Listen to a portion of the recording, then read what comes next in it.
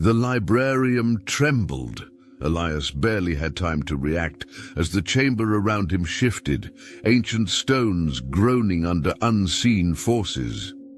The choice he made, taking the silver ring, had set something into motion. The glow from the ring intensified, wrapping his hand in ethereal light, pulsating with a rhythm like a distant heartbeat. A violent gust swept through the hall, pulling at his cloak, ancient texts spiraling around him like trapped spirits. The Librarium, once silent and stoic, now felt alive, angry.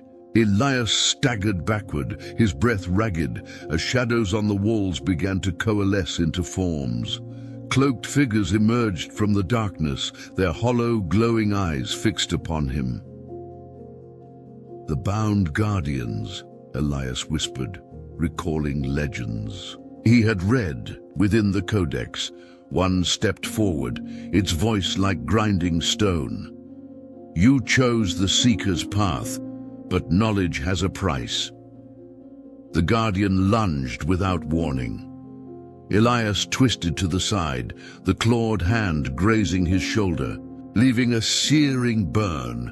Adrenaline surged through him. This was no longer about discovery. It was survival. He sprinted through the shifting corridors, the Librarium itself warping, its walls twisting like a living labyrinth. The echoes of the Guardian's steps reverberated around him, closing in. Ancient doors slammed shut behind him as he ran, while ghostly whispers filled the air. Fragments of forgotten prophecies. The silver ring on his finger pulsed, its glow guiding him deeper into the heart of the Librarium. He burst into a vast atrium where a towering monolith stood, its surface covered in swirling runes. The ring pulled him forward. Placing it against the monolith, the stones split open, revealing a spiral staircase descending into utter darkness. Elias hesitated for only a moment before descending.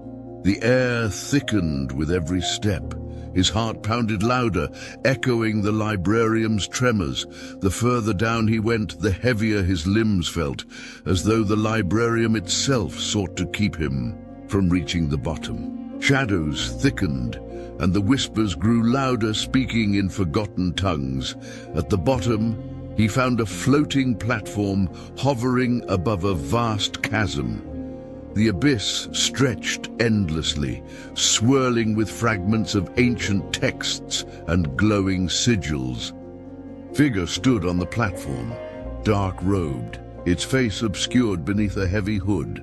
In one hand, it held a staff crowned with a crimson gem that pulsed like a living heart. "I was waiting," the figure said, its voice echoing in the chamber. "The Librarium chooses its champions carefully." "Who are you?" Elias asked, his voice trembling, the figure's head tilted slightly. "The first Seeker. I chose the golden key long ago." Elias froze. "Why are you still here?" The figure lowered its hood, revealing a cracked, porcelain-like face. Crimson light seeped through the fractures. "The key was a trap. It bound me here. Now you've come, led by the ring, a repeating cycle." Elias clenched his fists. "Then how do I end it?"